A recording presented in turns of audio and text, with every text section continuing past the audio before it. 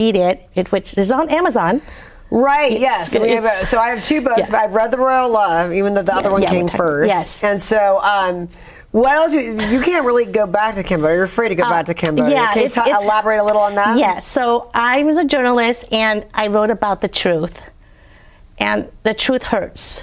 Or more like, the truth can endanger your life. So I was accused of incitement. So journalists overseas and those in third world countries or communist country, even though we say we're democratic, if you write stories about corruption in the government, you write about drugs, alcohol, anything that could pertain to the country that looks bad in the country, you will be accused of incitement. And since there was a election coming up and the opposition party was going to win, but the current party regime was always winning because there's corruption. There's corruption, right? So what means that you write about it, you get in trouble, and it's not just Cambodia; it's other countries too. You're accused of incitement, which means that you're inciting a riot. So you want to gather like the people and start a civil war or just some type of a riot. So that's what is incitement. It's very, sounds simple, incitement, but in other countries, especially in Cambodia, incitement means that you're on the hit list to be killed.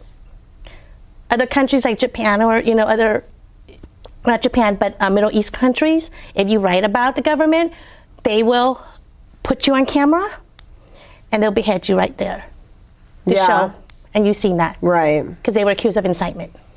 Wow. So my issue was just the fact that, yes, I'm a U.S. citizen, but I'm also the princess of Cambodia, but I'm a journalist too. So I wrote the truth. And it got me in trouble. And like I said, I was, you'll have to read it. You'll never really go back there again. Yeah, well, see, when I go back, I have to get like government, security, etc. But I mean, we have a new dictator, or no, I don't mean dictator, prime minister, which is the son. But I don't know. It's been like 12 years since I was accused of it, so we'll see. If I do step foot in Cambodia, it's not the U.S. jurisdiction. It's Cambodia, so they can arrest me at the airport. Because my book, talks about it. And till this day, it still speaks the truth. And whatever you read, it's still going on. Oh, my goodness. But now we have like a couple layers of this story.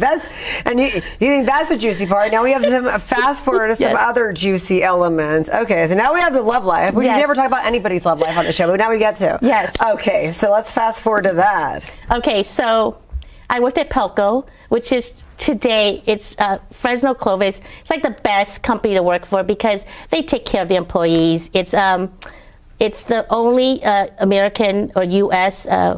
company that actually builds their camera in-house. A lot of times other security companies actually outsource it, and they have people in China or the Philippines or India build the system. But here at Pelco, which is headquartered in Clovis, California, we have that. We also have a Pelco facility in New York.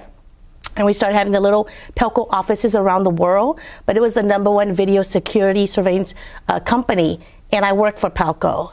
And the person I was, I fell in love with, he and I worked together, but we weren't together when we were working. He was an engineer. He later became director of engineer. So you see all those cameras at the airport and the casinos? Right.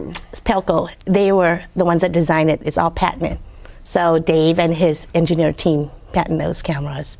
So it wasn't until years later, Pelco was then bought out. They decided to sell the company, which, a lot of the employees were released.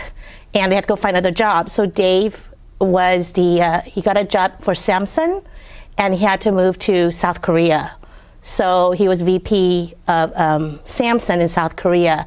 I lost contact with him because when I first met him, I was a sophomore in college, and he was already a senior. But then 10 years later, I meet him at Pelco again. But it wasn't until I moved to Cambodia when I fulfilled my father's wish and, being a princess and a journalist, before I was accused of incitement. He moved to South Korea, and then he found out later that my dad passed away, and I wasn't on Facebook. That time was LinkedIn. Remember, LinkedIn is a professional website. Right. So I was on, so he found out, and he goes, hey, I'm in South Korea. I want to come over and see you, and then maybe you can meet, because one of our friend lives in Macau, and he worked at Pelco, so we all had a Pelco reunion in Cambodia. And I just like, we kind of reunited, and after that was just, our friendship grew. I mean, he's been my friend for so long, like 30 years. I mean, I pretty much know him. But it wasn't until I decided to move back after my incitement, and I came back, and I decided to come back to California. I first went back to Atlanta because I was in Atlanta for a while.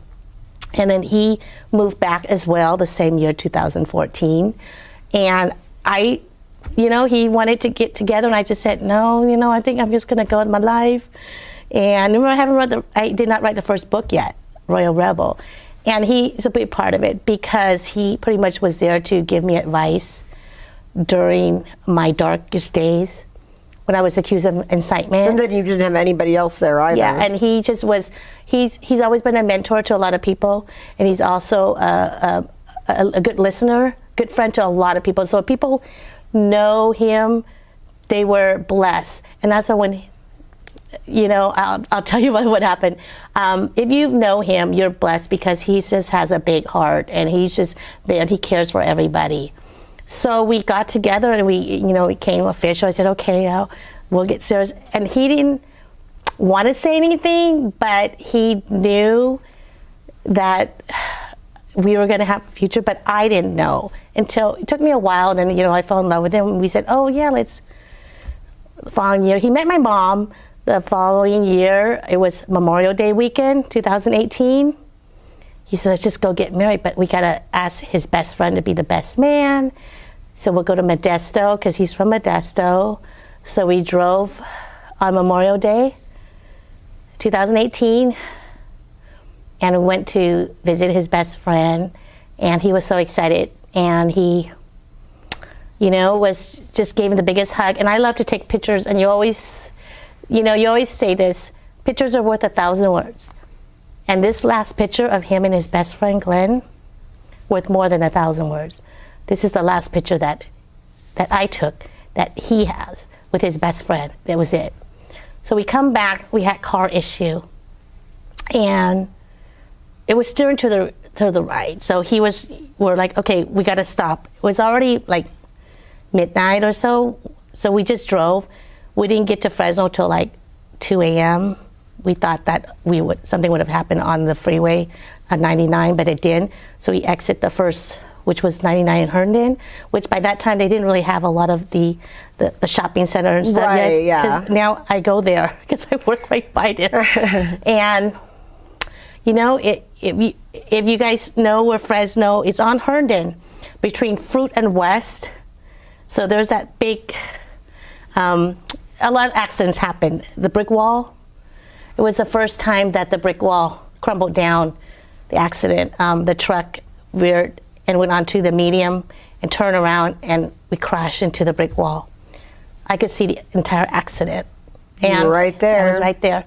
I felt like I was, in the book I said I was at Magic Mountain or Disneyland, Space Mountain. I just, when you go, yeah, it was just a slow motion, and I could just see the brick wall crumble down. Of course, the airbags went at me, but him, we won't tell about what happened. He died instantly. That's so crazy, and you're right there, and you didn't get that injured. No, it's crazy. He's the one that died. So it was a family. It was a father and two daughters, and they lived like on the other side where the brick wall broke down. They came out to help me get out of the truck because I was stuck. And then, of course, the ambulance. This is like 2 a.m. on Memorial Day morning, which was May 28th, 2018. So they pulled me out, put me to the side, and then, of course, they're waiting for the ambulance and the paramedics. And, a lot of the neighbors came out. Of course, by then, they already blocked everything.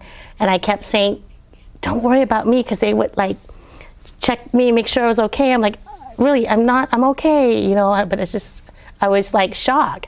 Because I kept saying, can you just go check on my boyfriend, fiance? He's the one that's hurt. And they just didn't listen. And it's because they knew he passed away. And it was the father who touched Dave's palm. And he already knew, right? So he kept telling his daughters to get me onto the sidewalk because I just wanted to touch Dave for the last time. Or I didn't know what's going on. I really did. I just kept saying, okay, he's just hurt. We're going to go to the hospital, which was right there, St. Agnes. Yeah. And they didn't bring him. So we can buy both of these books online on Amazon. And then you have a website as well?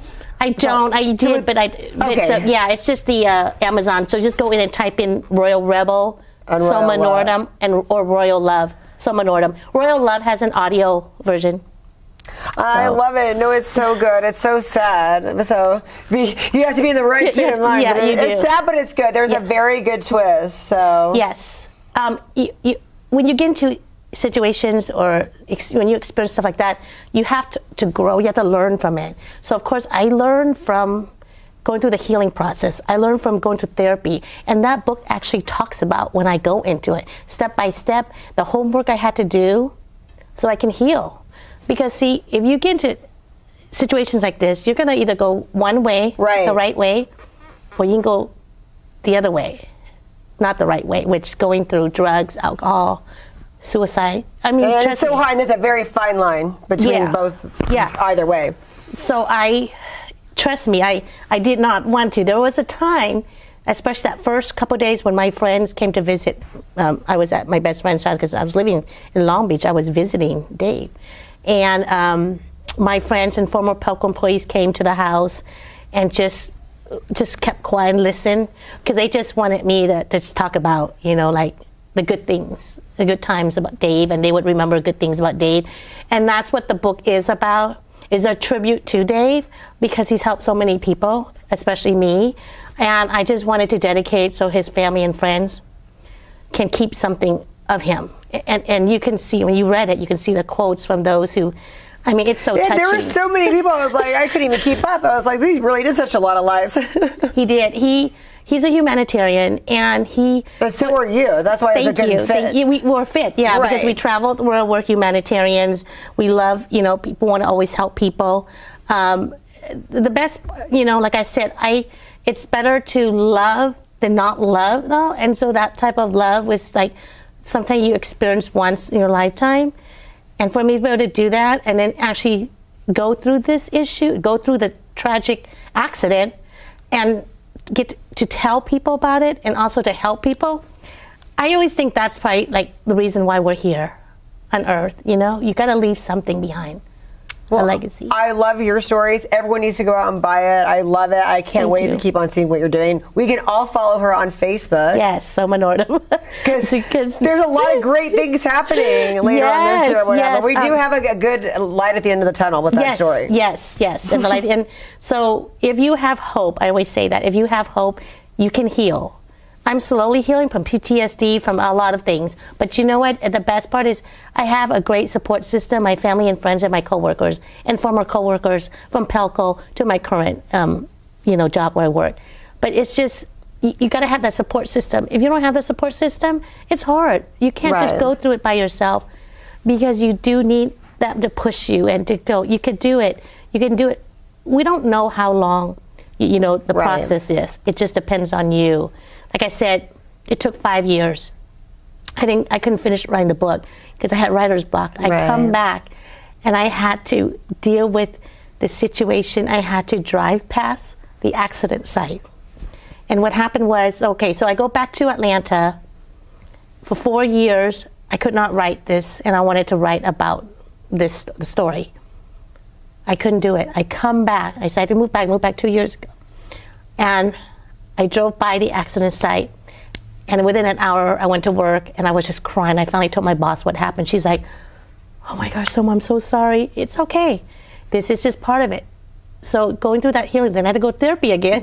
Going through the healing process. So how you know that you've grown, you drive by the accident site, and you don't cry. So that's how I've known that I've slowly healed. I love that. And then when you did heal, I did. You were blessed. I was blessed. So everyone's got to read the book and check it and check your Facebook. Yes, but so once I passed by the accident site, it took me 4 years to write the book, but I did in 5 weeks when I came back after I had to deal with the accident site. I love that. 5 weeks. That was really good. Thank you so much for coming on my show, Soma. Everyone's got to check her, and you got to come back and tell us all the story. I think every 6 months you got to come back, girl. Okay, I'll tell you when story. Everyone follows you, they'll see why. Yes, yeah, we can't tell. Thank you so much for having me. Thank you so much for coming on the show, girl.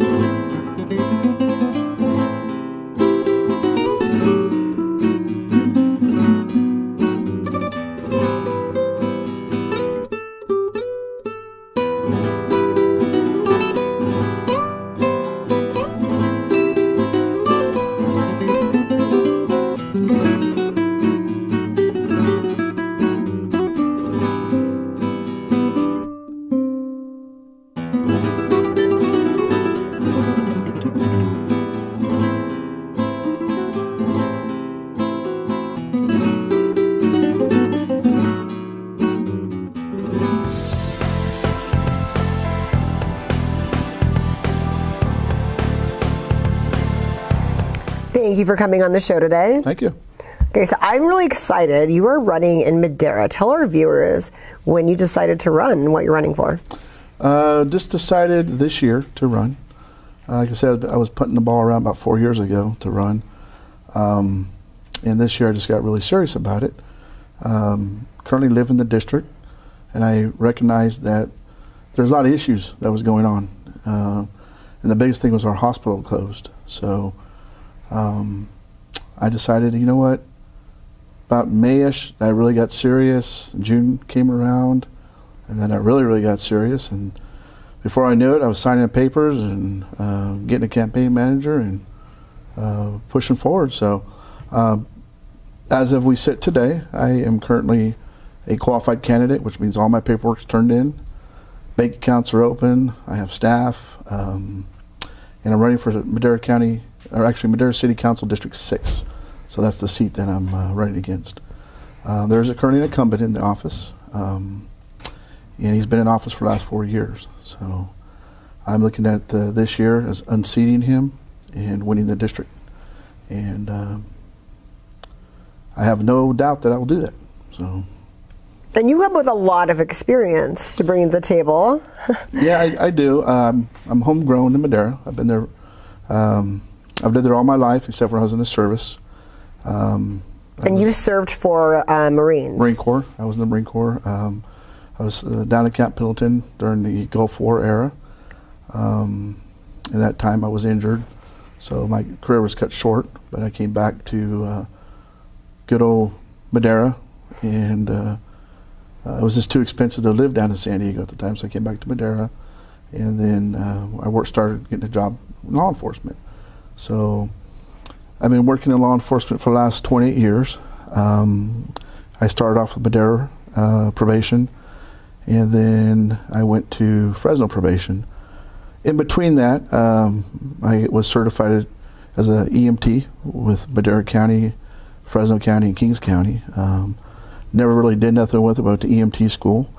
I went to the police academy, class 82, back in 2000. Graduated, and I'm currently with Madera County Sheriff Department right now as a reserve lieutenant. So I oversee the reserve division. So we have a captain, then it's myself, and then we have 2 sergeants and about 20 deputies that I oversee for the sheriff in Madera County. So you've always been keeping the community safe this whole time. I served the last 22 years with Madera, and 95% of it's been free. I was proud back in 2000, I think 3 or 4, I got a Distinguished Presidential award for voluntary service by President George W. Bush during that time. And it was something that I was really proud of all the hours I put in to Madera. So I have been doing a lot of public work. I've been busy. On top of that, I have 2 kids. My son's 22. He'll hopefully be going in the Army here soon. He's kicking that around. And then my daughter, she'll be 13. Both my kids are extraordinary, married for the last 24 years. And they're all going to school in Madera too? Mm-hmm. Yep, all my kids went to Madera schools. Recently got a dog. I have a German Shepherd Husky, so he's keeping me busy. He's 4 months old. So I've been busy. On top of all that, I coach softball, I've coached baseball. I did martial arts for over 20 years. So I really got a vast majority of experience. My biggest experience is working with the county, Fresno, currently a union leader.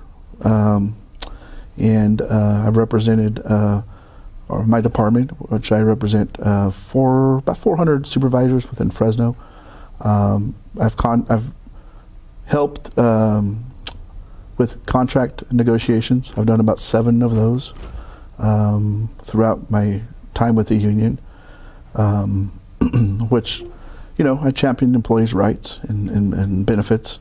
And I've seen how I've been on this side of the city or the county, as you say, and then I'm ready for the adventure to be on the other side, sitting on the other diocese, and trying to figure out, okay, how do we work with unions?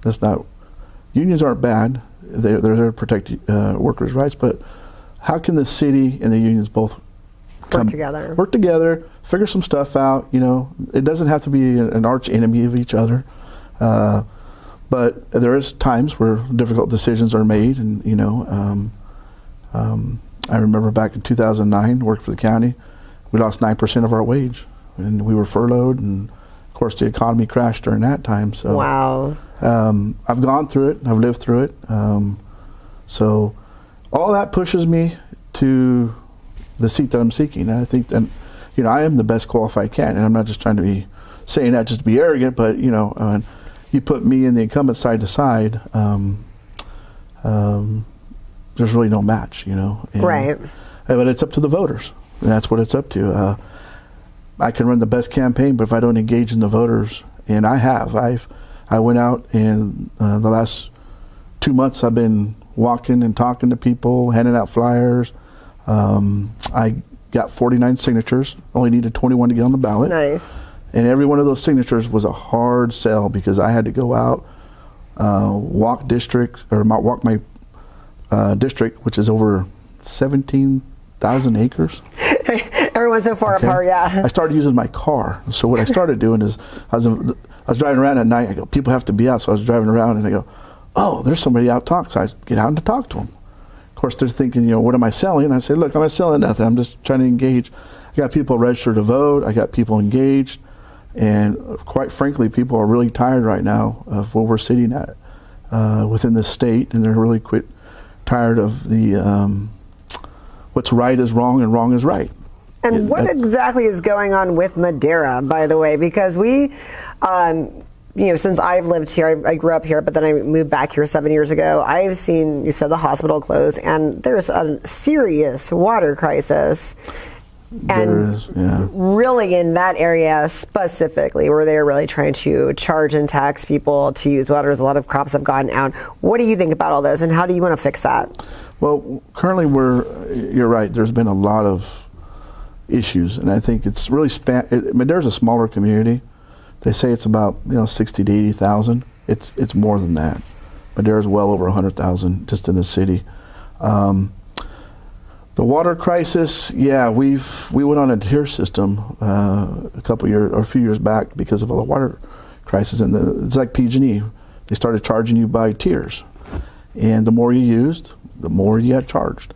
Then in my area, we started going on a meter system. So that helped reduce water, but a lot of the infrastructure, it was issues with the infrastructure. Of course, we're not building, dams, we're not holding water. A lot of the water in our lakes, they get shipped out, even to LA, or it gets shipped out to the ocean. And, you know, we just had these extraordinary seasons the last 2 years where we had been releasing a lot of water out.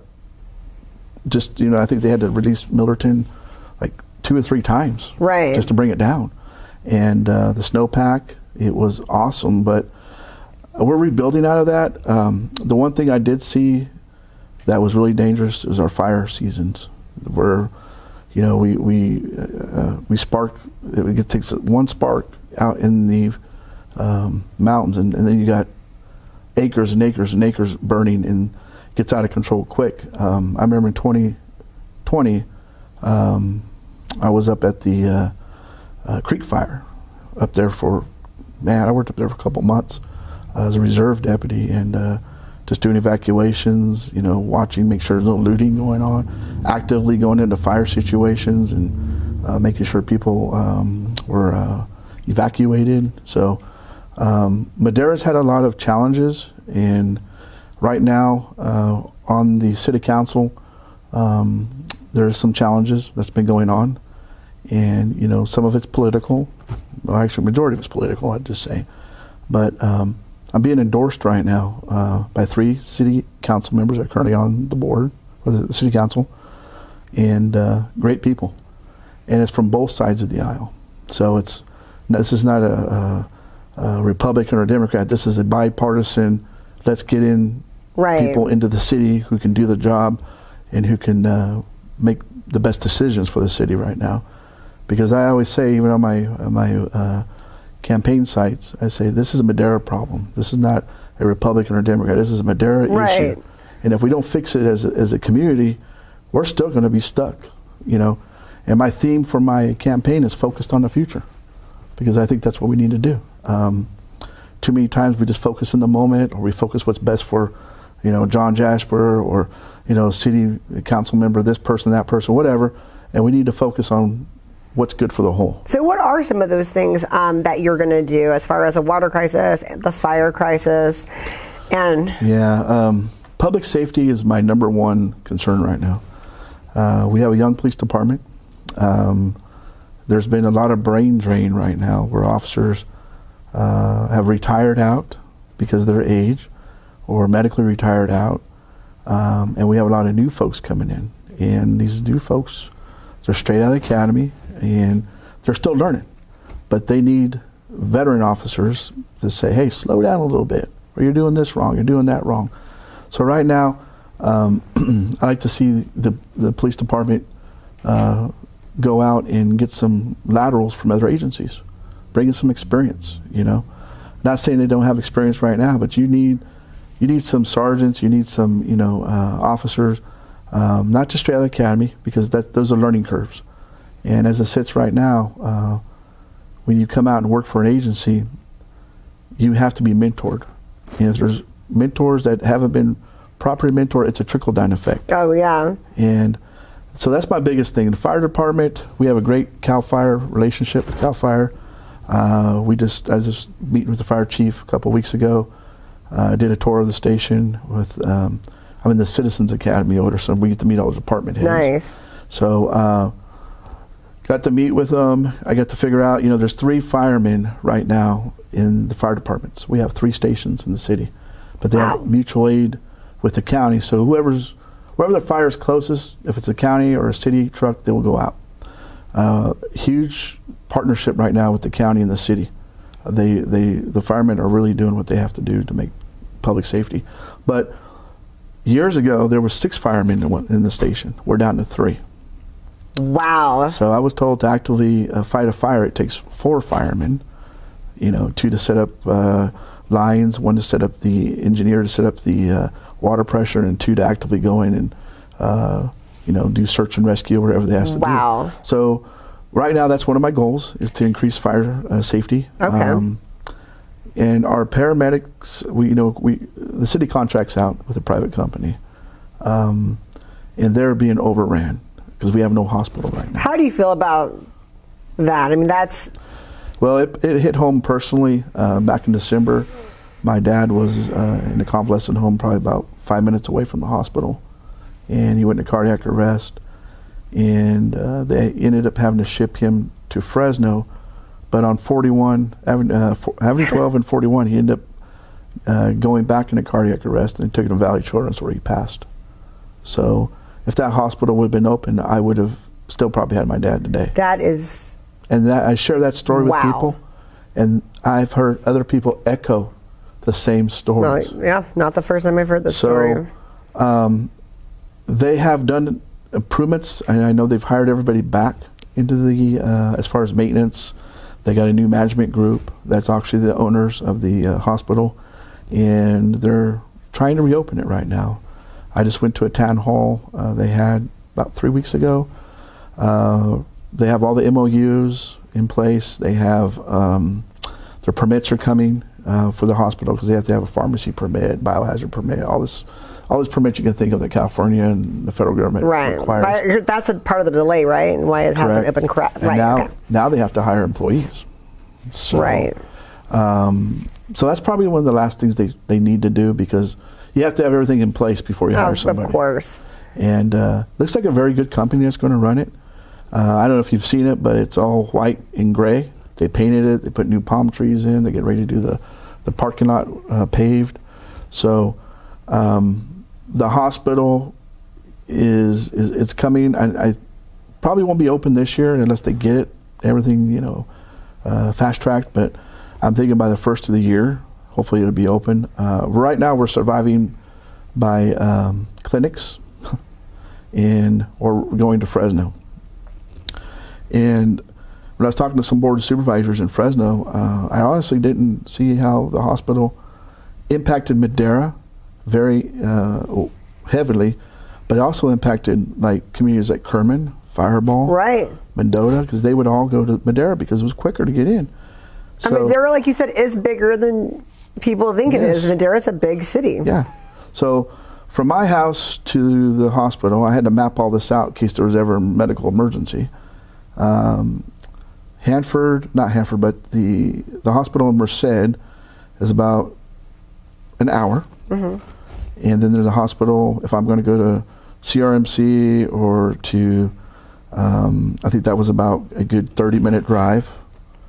And if I was going to go to St. Agnes, it's about 40 minutes. And if I was going to Clovis, it's about another 45, 50 minutes. Oh, my gosh. So, wow. I got to the point, I bought a medical bag, my own medical bag, in case there was an issue at the house. If you cut your arm or you need a tourniquet or something, you could actually, hopefully, how primitive, wait for an ambulance. This is, wow. So as I go to, I commute back and forth from Madera to Fresno every day.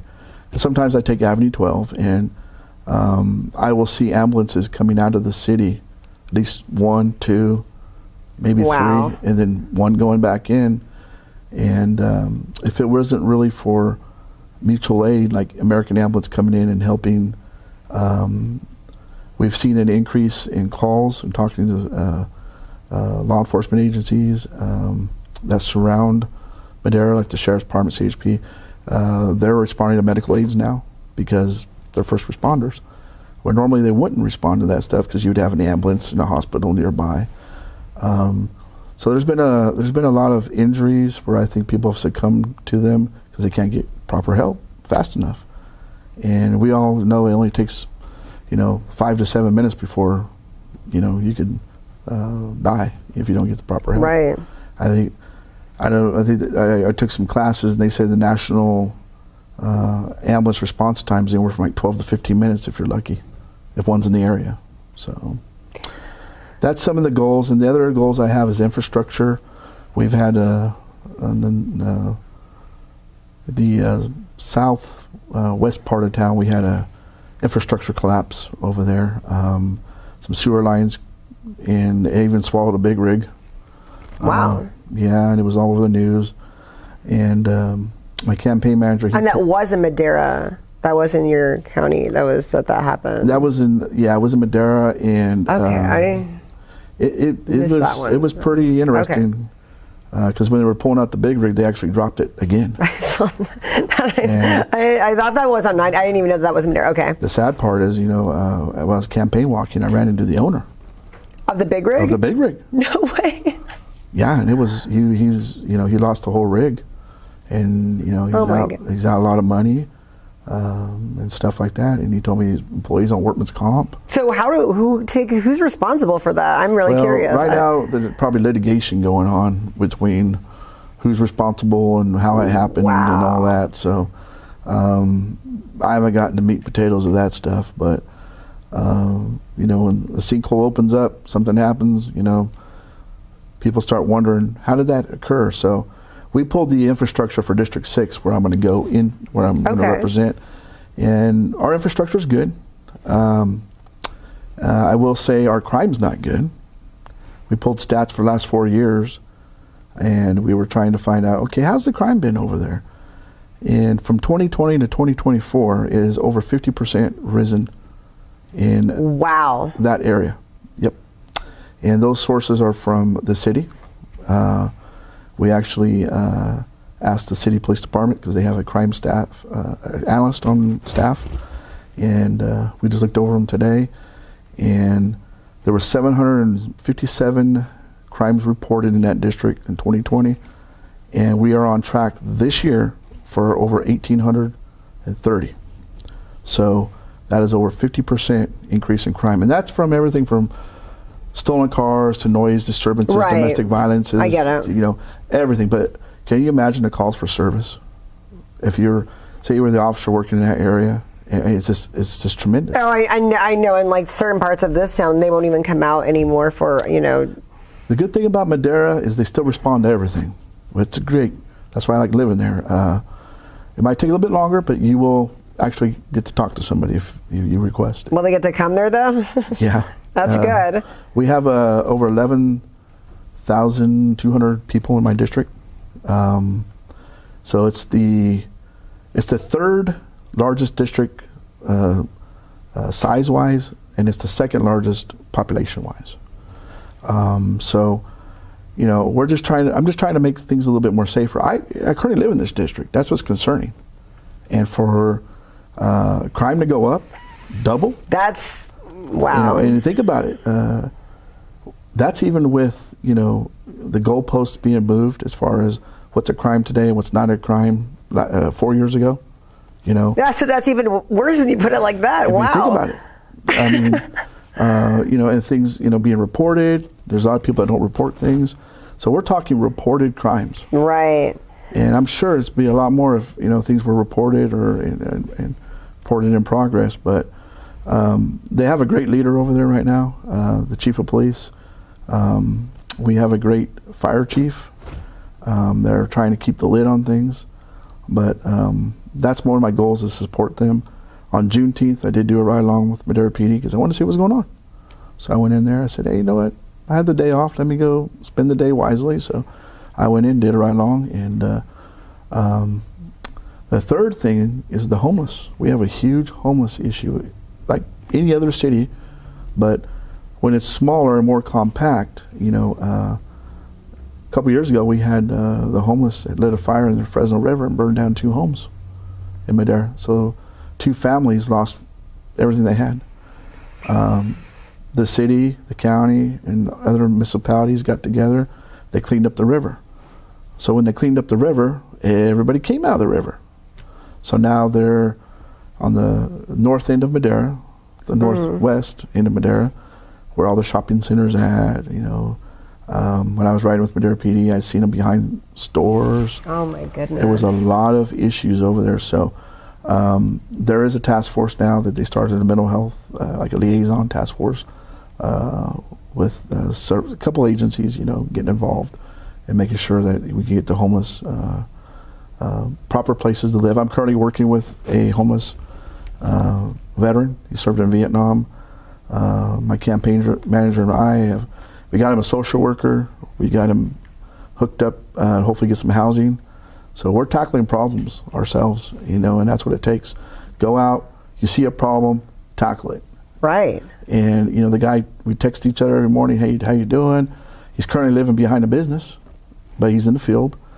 He's got a dog, and, you know, I tried to be supportive, and he's very thankful, you know.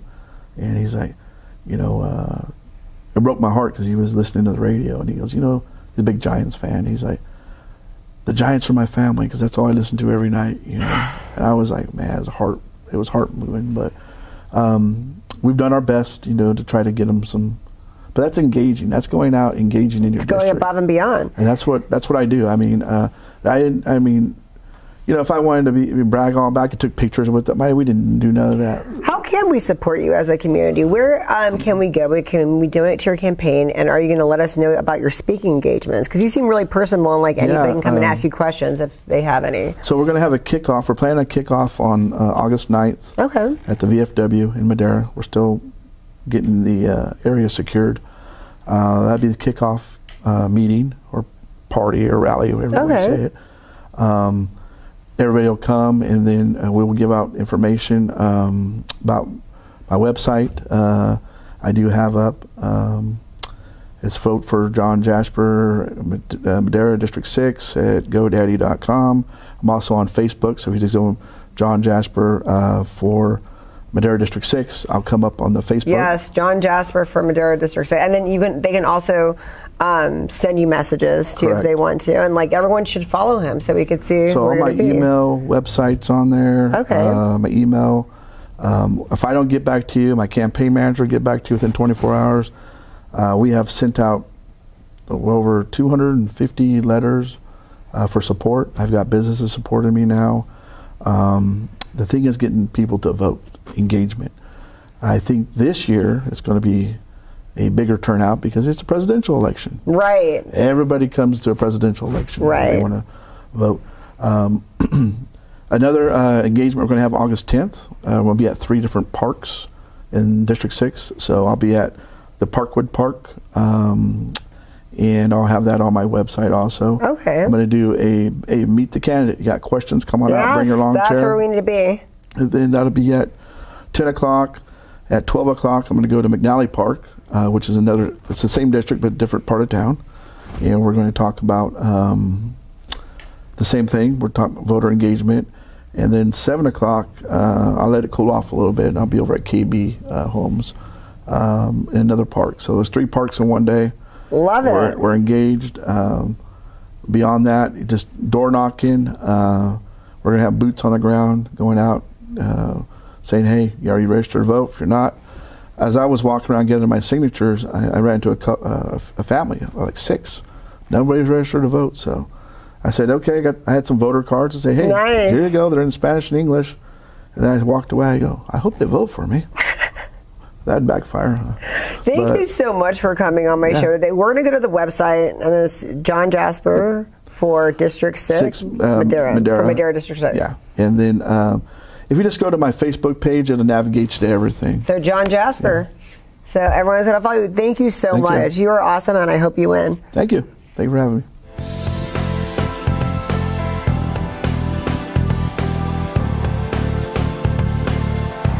All right, so we're so excited for this weekend. This is our big kickoff. We're waiting 10 years for this? Yes, 10 years. 10 years in the making? Yes.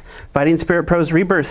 Who's coming out of retirement now? Myself personally, but just the company in general. A bunch of local guys. They've all been active. They've all been doing their thing, staying in shape and having fun. And tonight we're here to promote the show. It's this Saturday. So and then at 6, 7? Yeah, doors open at 6. The show starts at 7. Okay. It's the Atwater Community Center on Bellevue in Atwater. It's about 45 minutes from here. Right now we've got 6 announced matches and a few big surprises lined up, and some guys that are showing up that haven't been announced yet. And we're gonna run wild. It's gonna be a blast. So what do you get if you win? We're here, yeah, exactly. This is our Radiance title, our Women's Championship. We are starting the Women's Championship tournament this week. We've got 2 matches, Gender Mindy versus Fallen Gray, and the winner of that will face the winner of Mighty Myra versus Jordan Blue. Jordan Blue we've seen on AEW and Ring of Honor. Mighty Myra's local to Sacramento. We've seen her in AEW and a lot of the local shows. Jinder Mundi has been in WWE. She's been in Ring of Honor. So when do they do that? So you said if they win the one fight, then they have to fight off the other. Yeah, that'll be the next show. November 3rd. Okay. That'll be your debut. That'll be really exciting. Yeah. We had Tim on here last week. He'll be the ring announcer. I get to do the ring announcing this week. We had someone that was was going to do the show and do the ring announcing for us, and he bailed at the last second. And so my partner says, you get the mic. You know the card, you know everything that's going on. I've even got my little... You're going to be a busy man. Oh, yeah. I'll be running the door, letting everybody in, taking tickets. And then how are you going to do all that? And then the show's going to start. It's I've got a real good team behind me. My DJ's great. I got my mom running concessions. Nice. Yeah. It's really a family thing. I've got friends and family there. My kids will be there. And it'll be great. So you guys can bring your families. If it's a fight, it's family friendly. Family friendly, no cursing, no blood. Children get in free. We would say children with an adult or children under 14. How can you promise that? You can promise that. Tell the guys not to do it. Right? Don't beat up your opponent. Wait, that's hard not to say. Okay. Oh, well. Oh, my goodness. So is anyone placing bets on who thinks going to win? You can do that in Vegas these days, I hear. I know before the WWE pay-per-view, Vegas always puts the odds out and that kind of stuff, but that would be fun. We'd like to see that one of these days. Oh, that would be fun. Yeah. Oh my I don't know how that would work, though, because wrestling is scripted. It's predetermined. So that's true. That person that knows the script would have an advantage if he had a friend at the casino or something. So I don't know how they do that. That's how we could promise a no blood. You know what I mean? Exactly. I'd call you and say, oh, yeah, these people are winning. Go to Vegas, put $1 million down. We'd be rich, you know? Can you imagine? So so this belt's not going to really get won until the November one. It's the two that are correct. The women that, okay. Correct. That belt will be given. We're presenting it. The first half. Yeah, we're presenting it this week. We're going to show it off, let the girls see it, that kind of stuff. And then the winners of those two matches will face each other at our next show, and that'll claim our first ever Radiance champion. Awesome. Yeah, so what about the guys? Really, what did they get? We've got multiple tournaments going on. We've got a world title tournament that also starts this show. We've got we've got 4 matches for that. Alpha Zoe versus Lucas Riley. We've got Chris Nasty versus Jordan Cruz. That's going to be a really fun match. Jordan Cruz has spent some time in Ring of Honor and AEW too. He's one of those big names that you see around. Yeah. And then Bad Dude Tito is our resident star. He's coming from New Japan Pro Wrestling and from AEW and Ring of Honor, and he's facing Ishmael Vaughn. And so the winners of those matches and the winners of a couple of the other surprise matches we've got coming up will all come together at the next show, and we'll crown a world champion either at the next show or the show after that. That is so cool. And we're also working on what we call our secondary championship, which is not the world champion, but the people that are working their way up and just quite getting there. And we're starting a tournament for that show too. So is there going to be any radio there? And you can't really have this televised, I guess. It's going to be on iPay-per-view. It is, okay. Yes, iPay-per-view, fightingspiritpro.com. You can order now. Nice. It's only $20, which is the same price as one ticket. So if you've got I like that, because sometimes people can't make it out and they want to watch it. 100%. It's going to be live. Yeah, it'll be live. That'll be fantastic. And then if you can make it to the show, it's only $20 for an adult. Bring as many kids as you want. We'll let them all in free. Like I said, tickets are $20. Pay-per-view's $20. It can't get any easier. Oh, so if you do buy it, do you have to watch it live, or can you watch it later? No, it's a streaming option, so they'll send you a link and you'll be able to watch it, and then they'll send you a clip of it eventually. And of course, we'll be releasing these on DVD after the show. Oh, how fun! Oh my goodness! Yeah, I can't wait. Like I said, I get to make my ring announcing debut. Be the first time I'm going to get that mic in my hand and see what's going to happen. So that's great. I like talking in front of public, so obviously it's going to be a lot of fun for me. Oh my God, you might be backed by demand, and then Tim won't have a job on the November 3rd. Oh, no, see, after that I'm going to the long mic, so that means I'm going to have to talk 3 or 4 hours in a row. I'll be sitting there doing play-by-play after this next show, and so that's going to get even harder. So how many tickets have you sold so far? I'm not 100% sure on that. I know it's more than 50. We've also sold about 30 pay-per-views so far. Oh, wow. So for what we're doing in advance, that's pretty good. Wrestling shows are infamous for their walk-ups, so that's what we're hoping. Yeah. How people can come, you said? How big is it? Repeat that? How big is the spot? I think you said last time. We could fit about 2,000 people in there if we had to. That's good. Our average is 300 to 500, so that's nice. If we get over 150, we're happy because TV makes their money too, so it covers the whole thing. But so that's the number we shoot for, and anything after that is fantastic. And there's AC, right? Oh yeah, absolutely. Okay, guys. AC, pizza, cold soda, and drinks. AC's unfortunately, no beer or right alcohol. now. It is a youth center, so. Okay, well that's a little bit of a bummer. Yep, dinner and good. snacks, pizza, soda, the whole shebang.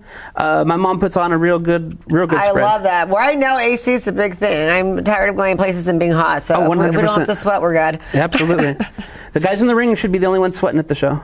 I love that. No, that's going to be really fun. So I'm glad that they're getting, I'm sure the Atwater's really happy about this, huh? Oh, yeah, absolutely. Everything utilized and people are this Atwater Community Center, it's a fantastic facility, too. It's got a little park around it, and it's got all kinds of stuff, so it's really family friendly. I have to be there at like 10 o'clock in the morning, and I'm taking my daughter with me. So she'll be playing in the little playground and doing all the fun stuff and that kind of stuff, so it'll be great. That is so cool. And then do the guys get belts like this too? I know there's multiple matches. Are they going to get awarded at this one or the next one? It'll be the next one. So everybody has like a match championship off. Everybody's lining up for everything for now. Well, how exciting. Okay, so how do we get our tickets? And you said it's cheaper if we get it now than the day of, right? No, it's the same all around. Oh, okay. Pay-per-view is $20 at fightingspiritpro.com. Tickets are also available at fightingspiritpro.com, $20 an adult, and as always, children are free. We're bringing in my DJs. We're bringing in lots of local talent. Got a couple announcements for the next show, which would be great. We just signed a deal to bring Danny Salas in as one of our commentators from Q97. Oh, that's exciting. So he's going to be sitting next to me at the table. So it's going to be me and Danny Salas, and you walking around ringside. And Tim will be in the ring with the microphone. Nice. And it'll be fun. Yeah. We are going to have some fun times. Well, thank you so much for coming on the show. And then where can everybody follow to see like the progress? And people like can't go. I know they can follow you directly, but do we have the one on Instagram that they can follow? Yes. FSP or Fighting Spirit Pro on Instagram. Ref Chris Daniel is my Instagram. You can follow us all live there. And then on Facebook, it's also Fighting Spirit Pro or Ref Chris Daniel. That's me again. And that way too, if you guys can't make it, you want to see the highlights or you want to see for next time, I mean, you're going to be good with posting everything. You have been pretty good. Yeah. So yeah, let's do that. Okay. Yeah, it'll be great. Are you going to Insta Live anything? Huh? Are you going to Insta Live anything? We're going to try. We're going to do our best. You're going to be busy. You need to anoint someone else. I've got a whole camera crew and film crew. Okay, good. Yeah, the whole shebang set up. It's got to be good for because I want to see highlights of your debut. Me too. Yeah, I always love seeing myself on camera and that kind of stuff. It makes it fun. Well, thank you so much for coming on today. Thank you. And then next time we're going to get Nick on here. And yes. Yeah, he'll be back next time. He's still going to make it to the show, so he's fighting. That's going to be Nick Wise Guy Ruiz versus Dave Dutra versus Sir Samurai and Scoot Robertson, the Honor Society. So that's a tag team match, and that's also a qualifying match for our tag team championship, which will be decided later in the year. That is so cool. Oh my gosh. We're going to have 4 championships, 5 belts total because the tag team comes with 2.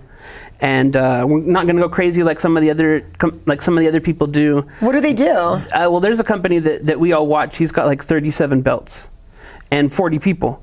So everybody's running around with belts and multiple belts. Oh, that's just silly. Yeah, and then this guy also has deals with Mexico and Japan, so he lets those guys bring their belts on. No way. And so everybody on TV is carrying a big belt like this. It just looks like a prop. It doesn't look like it's anything special, And when they're limited, they're just more special. Oh, they feel totally something, agree. and so yeah, I'm really looking forward to that show. Well, thank you so much for coming on. I'm going to be sad to let this go, but I do love it. It's so fun. It's a great accessory. Yeah. Okay. Here we go. It's Fighting Spirit Pro. This is the Radiance Championship, known as the Women's Championship. It's going to be great. Jordan Blue, Mighty Myra. Where'd my notes go? It was Mighty Myra. I almost had it memorized, darn. Jordan Blue versus Mighty Myra. Jinder Mundi versus Fallen Grey. So one of those 4 women will be our first ever Radiance Championship. Awesome. We'll have to go see it. Come on out, guys. See you there. Felt right in the moment, felt right in the summertime. It felt right drinking cherry wine with you. Just wanted to own it, just wanted to take the time, learn all the things that I could about you. Now it's such a mess here, oh we are just stressed here. Used to be so easy with you. Now I must confess here, oh, I must confess, dear. Don't think I'm in love with you. Winter is coming and I don't know what to do. And there's no more use in running, no more running to you. And I don't want your this time.